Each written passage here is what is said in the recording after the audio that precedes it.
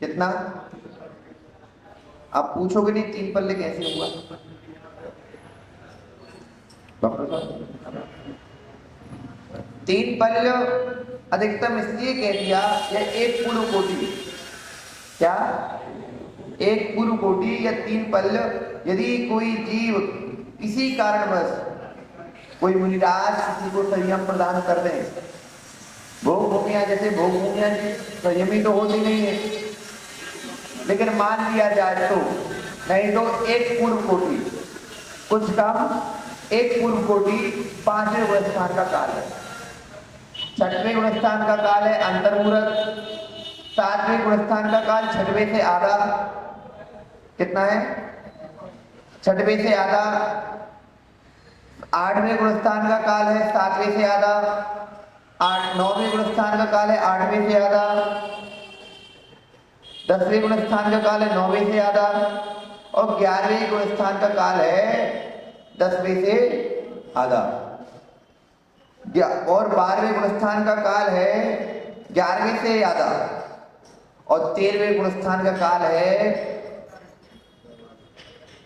2 अंतर्मूरत कम 3 अंतर्मूरत कम 8 वर्ष पूर्व कोटि, 3 अंतर्मूरत 8 वर्ष 3 अंतर्मूरत कम 1 पूर्व कोटि 13वें गुणस्थान का काल है और 14वें गुणस्थान का काल है आ ई उ ऋ लृ। यह 5 सप्तक्षर ह्रस्व अक्षरों के बराबर इनका काल होता है। जब कोई जीव 7वें गुणस्थान में विराजता है तो वह अपनी विशुद्धि के भाव बनाता है और विशुद्धि के भाव बनाते हुए आगे बढ़ने की कोशिश करता है। पहले वह प्रथम उपसम सम्यक को ग्रहण करता है, कौन सा?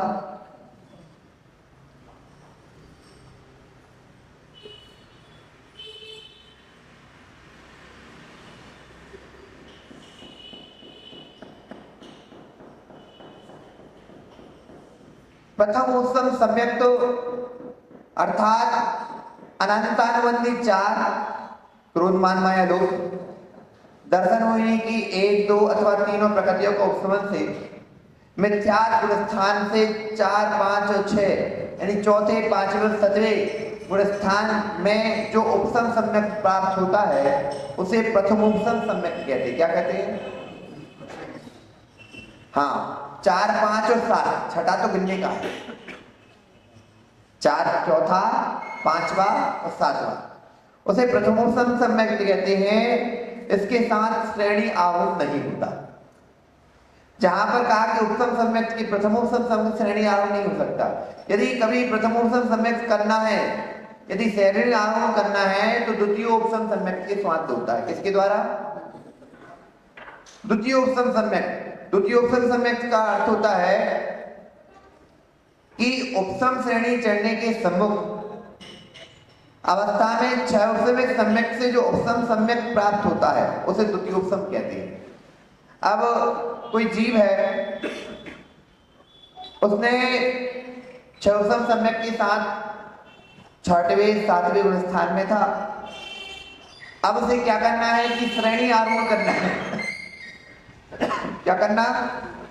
श्रेणी आरोहण करना है। तो श्रेणी आरोहण करने के पहले उसे जो 6 उपसम सम्यक दर्शन था उसको पहले उपसम करना पड़ेगा। क्यों? क्योंकि अभी दर्शन मोहिनी की एक प्रकृति, कौन सी? सम्यक प्रकृति का वहां पर उदय चल रहा है और सम्यक प्रकृति के उदय होने से वह आपको द्वितीय उपसम श्रेणी आरोहण होने देगा नहीं, चलमल अवगाढ़ दोष लगाता रहेगा और जहां पर चलमल अवगाढ़ दोष लग रहे हैं वहां पर श्रेणी आरोहण नहीं हो पाता। श्रेणी आरोहण करने की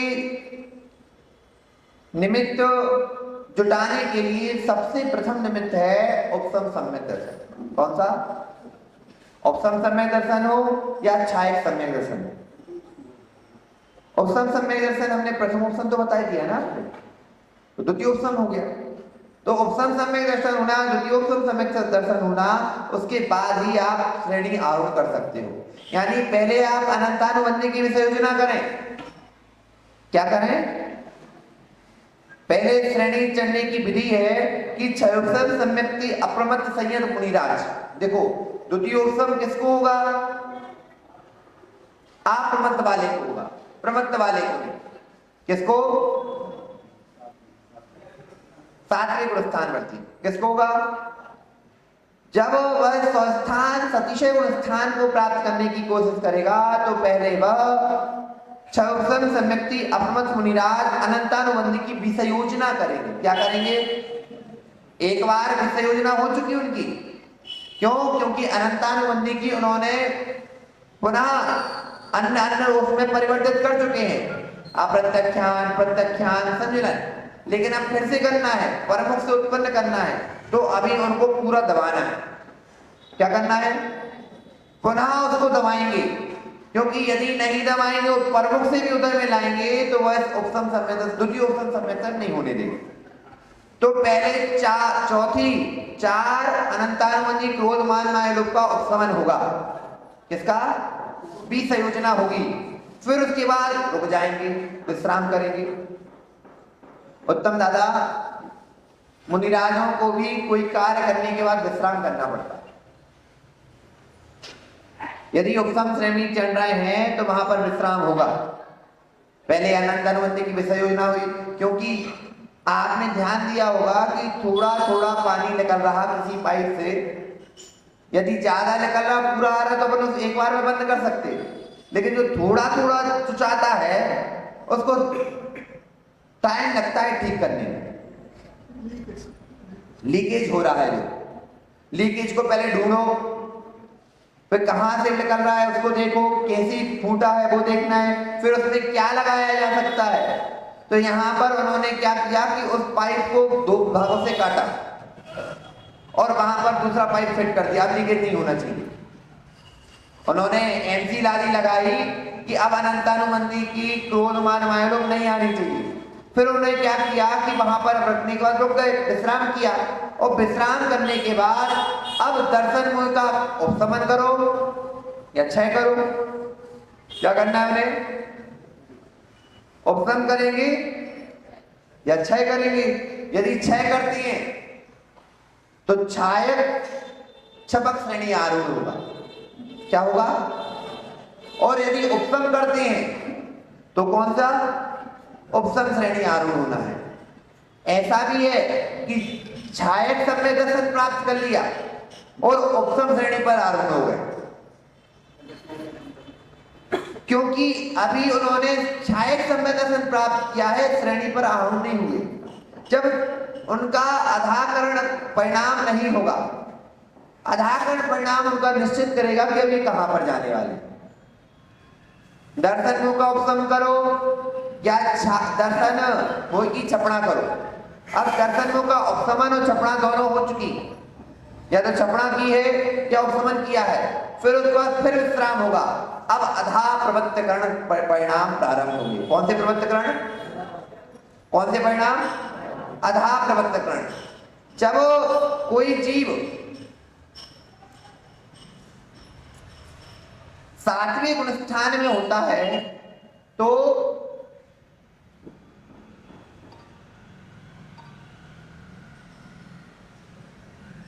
सातवां गुण स्थान ये है। कौन सा है? इसमें यदि भाव ऊपर ले गए तो आठवां, और स्वस्थान में रहे तो छठवां। दोनों जगह डालेगा। यदि भाव आपके उत्कृष्ट हो गए तो आपको कहां? आठवें में ले जाएगा। यदि आप भाव को नहीं कर पाए तो छठवें में लेके जाएगा। यदि आपने उसी में उसके दो भाग किए, स्वस्थान और परस्थान, सतिशय नतिशय, यदि स्वस्थान पर्वत में पहुंचना है आपको, तो यहां पर प्राप्त करने के लिए पहले आपको सम्यक दर्शन करना पड़ेगा। क्या करना पड़ेगा? पहले सम्यक दर्शन करो, फिर उसके बाद आगे बढ़ो। बिना सम्यक दर्शन के ये स्वस्थान अप्रमत्त गुण स्थान नहीं बनता। सतिशय अप्रमत्त गुण स्थान नहीं मिलता है। पहले क्या करना है? सम्यक दर्शन। अब प्रश्न आएगा कि महाराज जब सातवें गुणस्थान को प्राप्त कर लिया और आप कह रहे हो कि सम्यक दर्शन करो, क्या अभी सम्यक दर्शन नहीं था? सम्यक दर्शन तो था, लेकिन सातिशय प्रवृत्त गुणस्थान वाला सम्यक दर्शन नहीं था।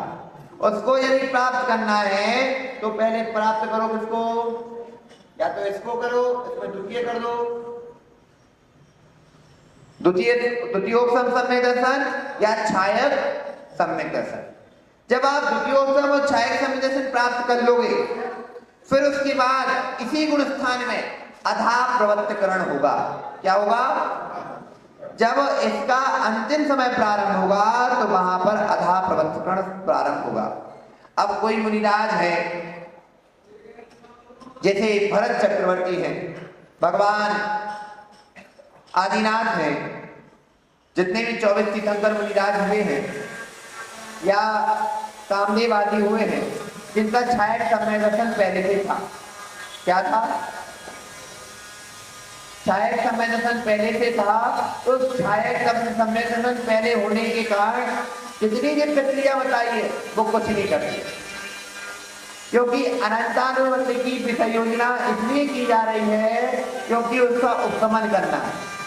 लेकिन छायक सम्यक दृष्टि के पास अनंतानुबंधी का तत्व ही नहीं है। क्या नहीं है? अनंतानुबंधी का तत्व ही नहीं है। तत्व ना होने पर अब उसे कोई जरूरत ही नहीं है कि विषय योजना करे और विश्राम करे, वह अथवा सीधे ही अधा प्रवत्तकरण परिणाम करना प्रारंभ कर देता है। क्या करता है? अधा प्रवत्तकरण परिणाम करता है। जब भगवान आदिनाथ सर्वार्थ सिद्धि जाने के पूर्व वज्रजंग की पर्याय में, चक्रवर्ती वज्रजंग की पर्याय में उन्होंने 2 बार उत्तम श्रेणी मारी। कितनी बार? 2 बार। छायक सम्यक दृष्टि हो चुकी थी, फिर भी काल लब्धि नहीं पक पा रही थी, तो 2 बार उत्तम श्रेणी मारी, और जब अंतिम बार उत्तम श्रेणी मारी तो वहां पर उनका भव क्षय हुआ और वहीं से सीधे सर्वार्थ सिद्धि चली। बात समझ में आ रही है? हाँ कि ना?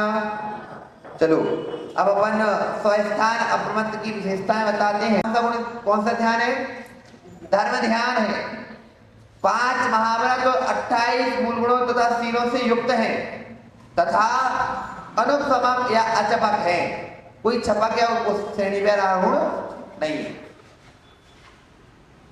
एके बीच मोए खपड़ो समण निमित्तानि तीकरणानि तहे परमं मदापवत्ता कर्णं तो करेरि आपमत्तो।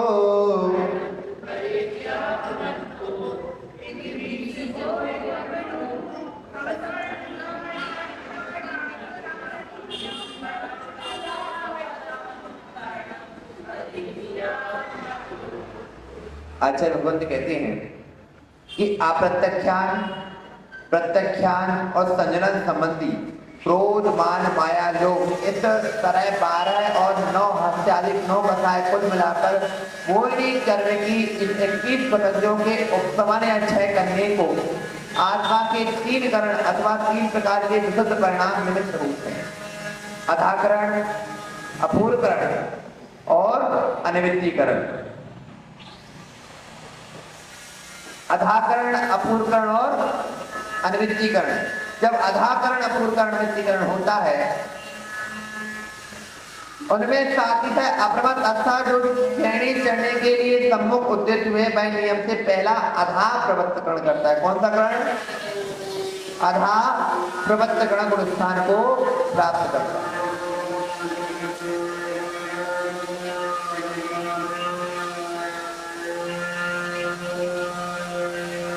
अब चारित्र होने की कितनी प्रक्रिया नष्ट करनी है यहाँ पे? जब यहाँ पर था, स्थान में था और पहले उसने सम्यक दर्शन को प्राप्त किया। क्या किया? जब सम्यक दर्शन को प्राप्त किया तो उसने पहले अनंतानुबंधी की विषय योजना कर दी। क्या कर दी? अनंतानुबंधी की विषय योजना हो गई। अब अनंतानुबंधी की जब विषय योजना हो गई है तो बची कितनी प्रक्रिया? चारित्र मुनि की 21 प्रगति। अब उन 21 प्रगतियों का कार्यक्रम चालू होगा। कितनी प्रगतियों का? अब 21 प्रगतियों पर वह छपक या उपसामक कार्यक्रम यानी उनका कार्य करेगा कि उनको उपशमन करना है कि क्षय करना है।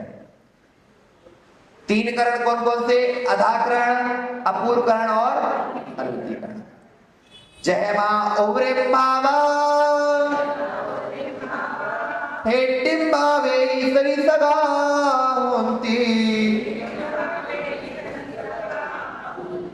तमहापणम कर्ण अधापवोतिने दिट्टो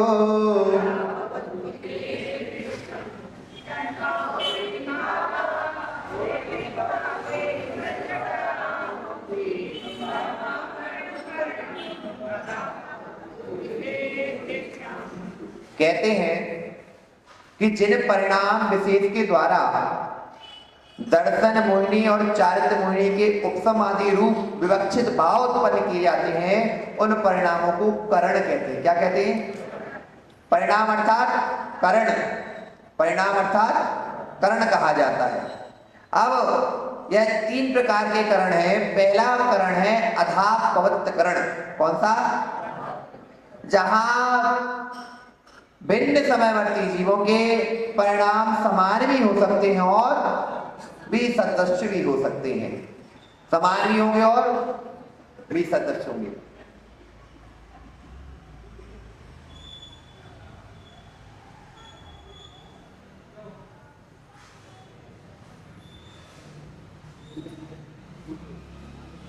हाँ,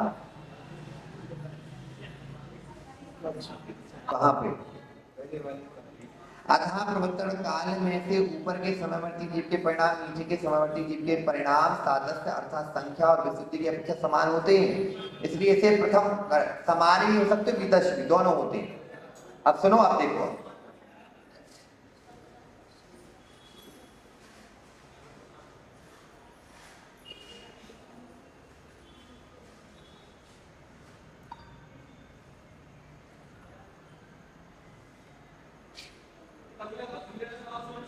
ये कितने समय हो गए? 7 समय। पहला किसी ने भाव किए 10 के।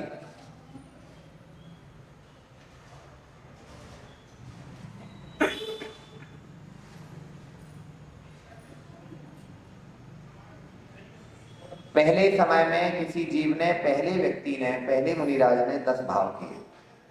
अब दूसरा व्यक्ति जाएगा तो उसके कितने हो जाएंगे? पहले ही समय में वो दूसरा कर लेगा। ये पहले समय में पहला व्यक्ति है। पहले व्यक्ति के पहले ही समय में उसने 20 कर लिए, 30 कर लिए, 40 कर लिए, 50 कर लिए, 60 कर लिए। अब इसको पहले व्यक्ति को दूसरे समय में 20 कर रहा है।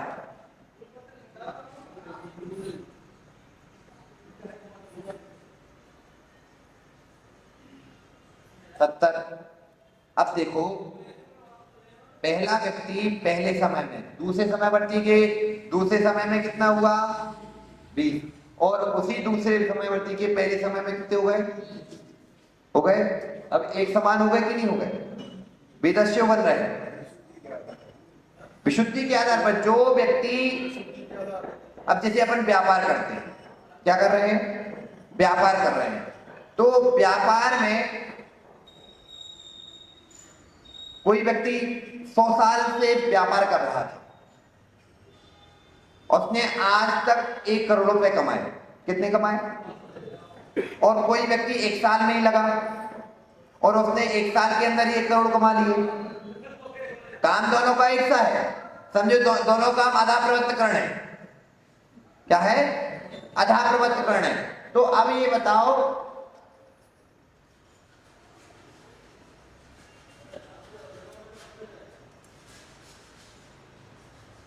जिस जीव को पहले समय में इतने परिणाम करने पड़े तो दूसरा जीव भी पहले ही समय में उसका परिणाम कर दिया। वो दूसरे समयवर्ती, इसमें क्या लिखा है? ऊपर के समयवर्ती जीव के परिणाम नीचे के समयवर्ती जीव के परिणाम में सतत बना दिखाते हैं। दिखा रहा कि नहीं?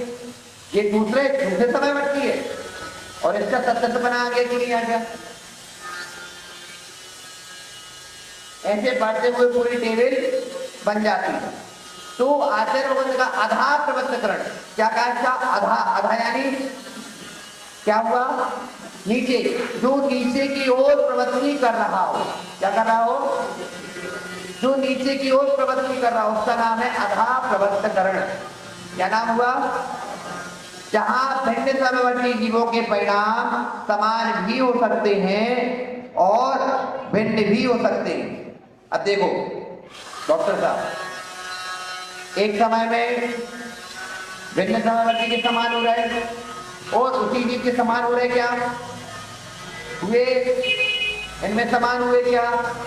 असमान भी हो सकते हैं और समान भी हो सकते हैं। इसलिए से क्या गया? आधा प्रबंधकरण परिणाम कहा। दूसरा परिणाम होता है अपूर्वकरण। दूसरा क्या कहा? अपूर्वकरण, जहां भिन्न समवर्ती जीव के परिणाम भिन्न ही होते हैं। कैसे होते हैं? भिन्न ही होंगे, समान सदस्य बना नहीं आएगा। यदि आपने 10 करे हैं और दूसरे व्यक्ति ने 10 करे तो समान हो गए, लेकिन दूसरा व्यक्ति दूसरे समय चढ़ रहा है तो पहले व्यक्ति के 20 ही रहेंगे, दूसरे के 10 ही रहेंगे, समानता नहीं दिखेगी। तीसरा है अनुवृत्तीकरण। कौन सा?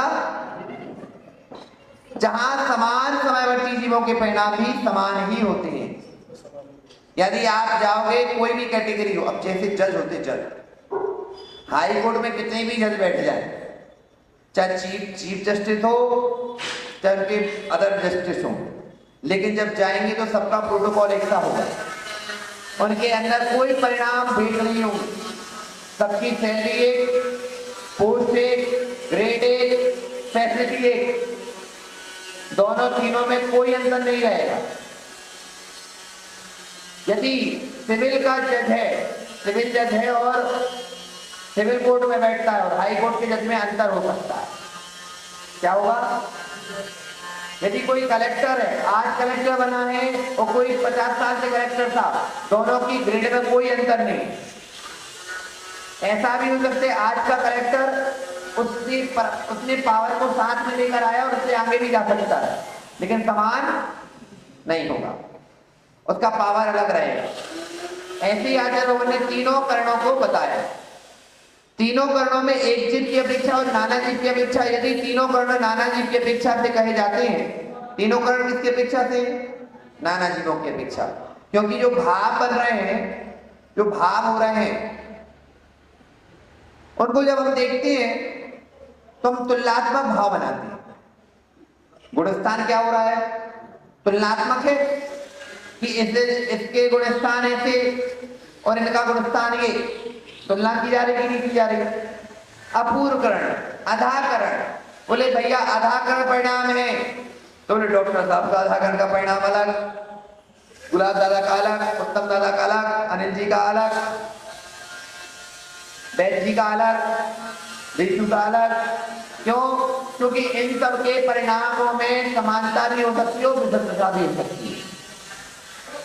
लेकिन जब सब बहुत सारे एक साथ एक लाइन में लग जाएंगे तो कहेंगे भैया इनका अनुवृत्ति है, इनकी कोई की वृत्ति ही नहीं है, सभी एक है, सभी की एक साथ। यानी तीनों के तीनों कर्ण परिणामों की तुलना जो बात कही जा rही है वह किससे है?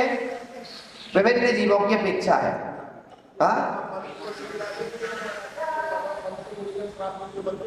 आधाकरण, अपूर्वकरण, अनुवृत्तीकरण परिणाम प्राप्तों के भी बनते हैं। जब गुणस्थान आप परिवर्तन करोगे, अधाकरण, अपूर्वकरण, अनुवृत्तीकरण परिणाम करने पड़ेंगे। मुख्य रूप से नाम दे दिया गया है कि अब इनके बाद इनको ये परिणाम नहीं करने हैं, अब परिणाम नहीं करेंगे, अधाकरण नहीं करेंगे, अपूर्वकरण नहीं करेंगे, अनुवृत्तीकरण नहीं करेंगे, क्योंकि 11वें गुणस्थान के बाद इन परिणामों की जरूरत नहीं पड़ती है। सीधा क्षय करते हुए 13वें गुणस्थान को प्राप्त।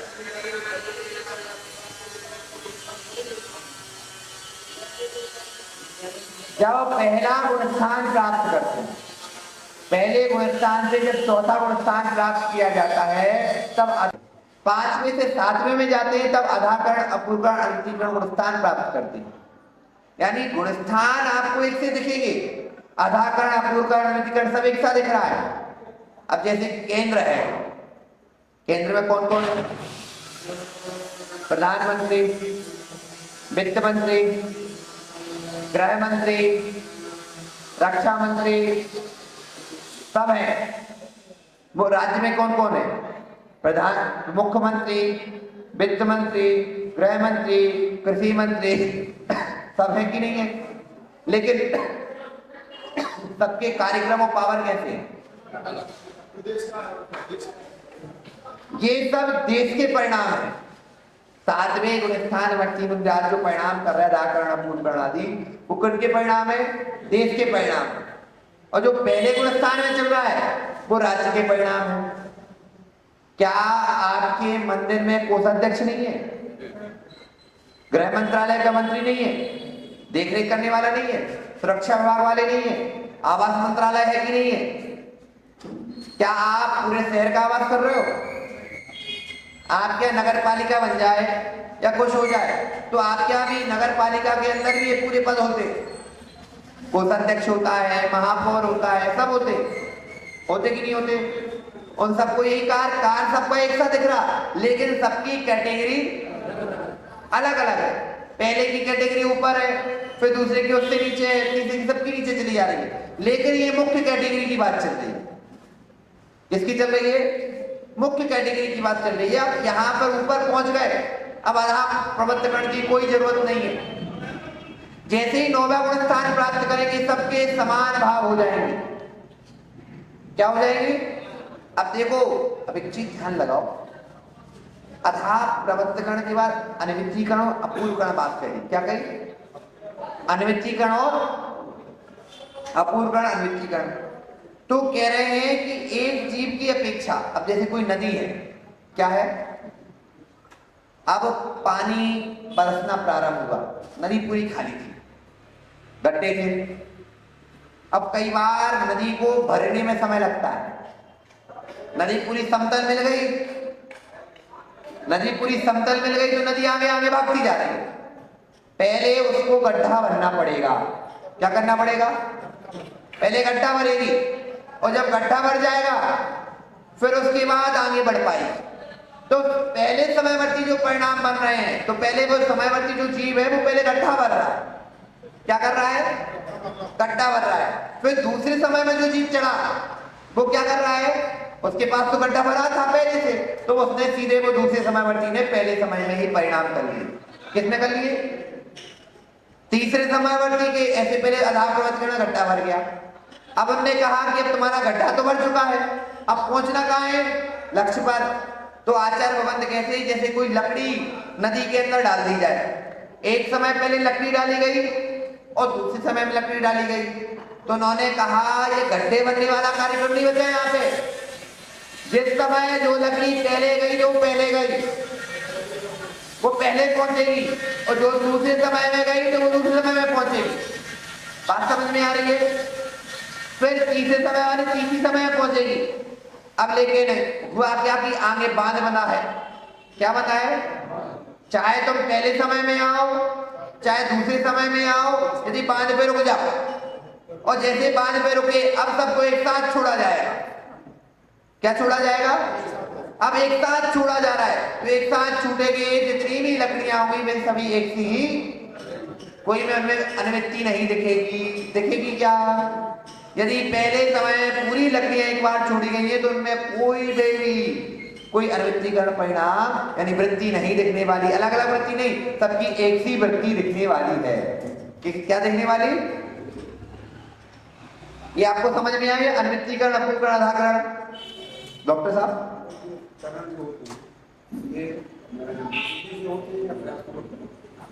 विशुद्धि हमारा पुरुषार्थ है। जब विशुद्धि बढ़ती है, करण का अर्थ होता है परिणाम, भाव तो करना है हमें। क्या करना है? प्रयास पूर्वक ही होते हैं।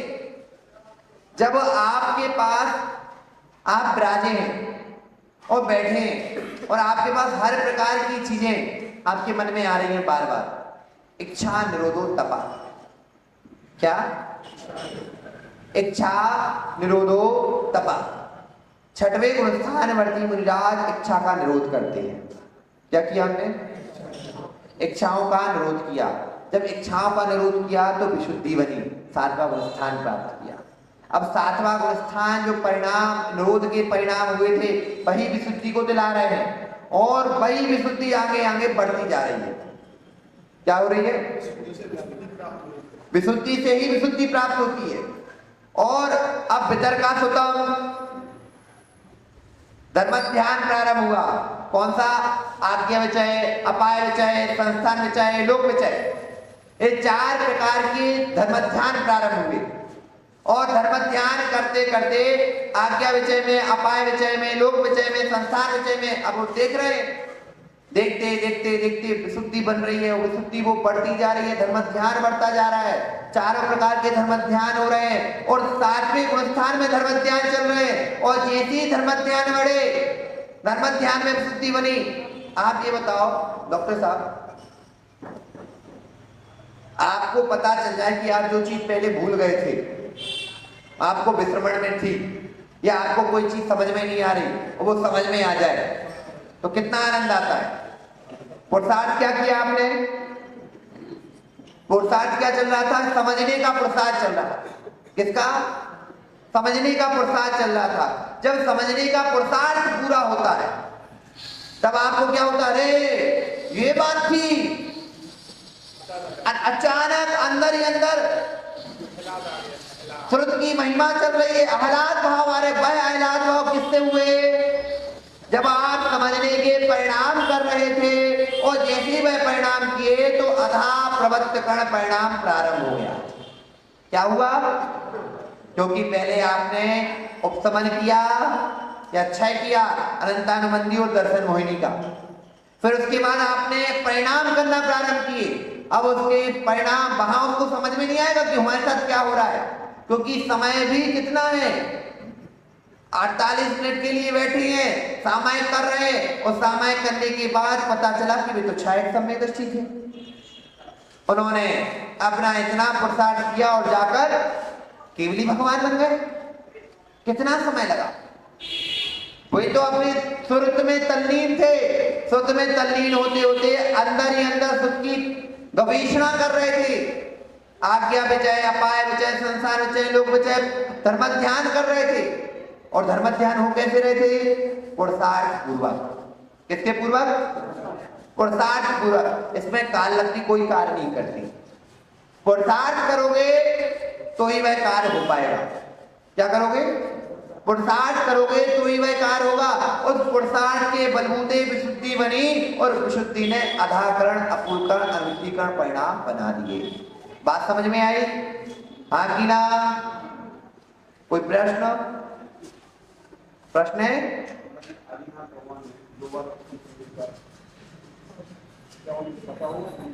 नहीं। उन्हें जो उपसम श्रेणी पर आरूढ़ होते हैं उन्हें पता नहीं चलता कि हमने कब आरूढ़ कर लिया, कब उतर है। आज तो परिणाम है। वह तो भगवान अवधि ज्ञानी मुनि, मनप्रज्ञ ज्ञानी मुनि और गौतम गर्दन आदि, और भगवान केवली के ज्ञान में जो प्रथमान योग फिरा है उसके द्वारा हम जान रहे हैं कि उन्होंने उत्तम श्रेणी को आरूढ़ किया। जो अब 6 प्रकार के तप बहिरंग और 6 प्रकार के अंतरंग तप कर रहे हैं, वो किस लिए करते हैं? किस लिए कर रहे हैं? उसका कारण ये है कि जो इच्छा निरोधो, कि हम जो इच्छाओं का निरोध कर रहे हैं, जैसे कोई मुनिराज को प्रायश्चित मिला। क्या मिला? प्रायश्चित मिला। प्रायश्चित में मिला आपको विवेक आहार करना है। क्या करना है? सुनिए सवाल जी। किसी मुनिराज को विवेक प्रायश्चित मिला। कौन सा? अब विवेक प्रायश्चित समझते होता क्या है? विवेक प्रायश्चित अर्थात ये होता है कि उन मुनिराजों को कोई भी यदि आहार करने गए हैं तो सामग्री सब लेंगे, सरस भोजन करेंगे, घी भी लेंगे, दूध भी लेंगे, नमक भी लेंगे, बूरा भी लेंगे, दही भी लेंगे, तेल भी लेंगे, दाल भी लेंगे, सब चीजें रोटी भी लेंगे, लेकिन एक दूसरे को एक दूसरे से मिलाएंगे नहीं। यदि बूरा खा रहे हैं तो बूरा ही बूरा खावेगा, उसमें पानी नहीं जाएगा। क्या? बूरा ही बूरा खाओ। यदि नमक लेना है तो नमक ही नमक खाओ, उसमें रोटी साथ में नहीं आएगी। रोटी खाना है तो रोटी रोटी खाओ, दाल साथ में नहीं जाएगी। दाल खा रहे हो तो दाल ही दाल खाओ, उसमें नमक मिर्ची कुछ नहीं मिला होना चाहिए। क्या नहीं होना चाहिए? नमक मिर्ची कुछ भी नहीं मिला होना चाहिए। कभी शुद्ध आहार लिए? आप लोगों ने शुद्ध आहार किए कभी? हाँ, मुनिराज शुद्ध आहार भी करते और अशुद्ध आहार भी करते। कौन सा? शुद्ध आहार और अशुद्ध आहार। अशुद्ध अर्थात मिश्र आहार। और आचार्य भगवतों ने एक आपको आहार की बात करती है, बता दें। आचार्य भगवत वट्टिकेय स्वामी और भगवती आराधना का लिखते, यदि कभी अकाल पड़ जाए, कर्फ्यू लग जाए और कुछ हो जाए तो मुनिराज अशुद्ध आहार करते हैं। क्या करोगे? लॉकडाउन जैसे समय आ जाएंगे तो अशुद्ध आहार कर सकते हैं। अब अशुद्ध आहार का अर्थ ये मत लेना कि अभक्ष। अशुद्ध का अर्थ ये हुआ कि एक ही स्थान पर उद्दिष्ट बना हुआ आहार। क्या? एक ही स्थान पर बन रहा है, बार बार वहीं आपको आहार करने जाना है। वैसे तो मुनिराजों को क्या है कि एक चौके में अधिकतर नहीं जाओ, लगातार मत जाओ। अब वहां पर क्या हो रहा है कि अब तो लॉकडाउन लग चुका है, अब क्या किया जाए? तो व्यवस्था बनानी है। यदि आप में सामर्थ्य हो तो उपवास करो, और सामर्थ्य नहीं है तो उपवास नहीं कर पा रहे हो तो आप अशुद्ध आहार कर दो। अशुद्ध आहार का अर्थ बना पा रहे एक स्थान पर लगता हुआ एक ही चौकी में आहार करते रहे। वैशाली नहीं, चंडी, चंडी। वैशाली में तो 5-6 चौके तो उसमें बदलते रहते हैं।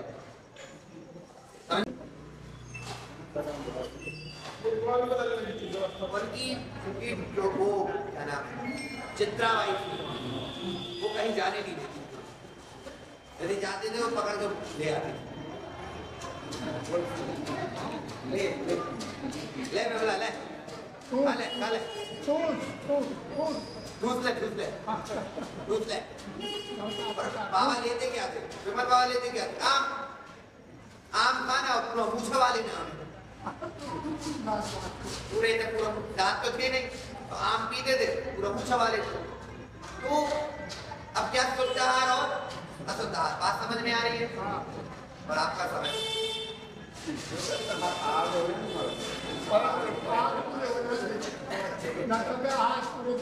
आहार तो पूरे हो गए। अब इसके बारे में अपन कल फिर से जानेंगे, ठीक है? नमो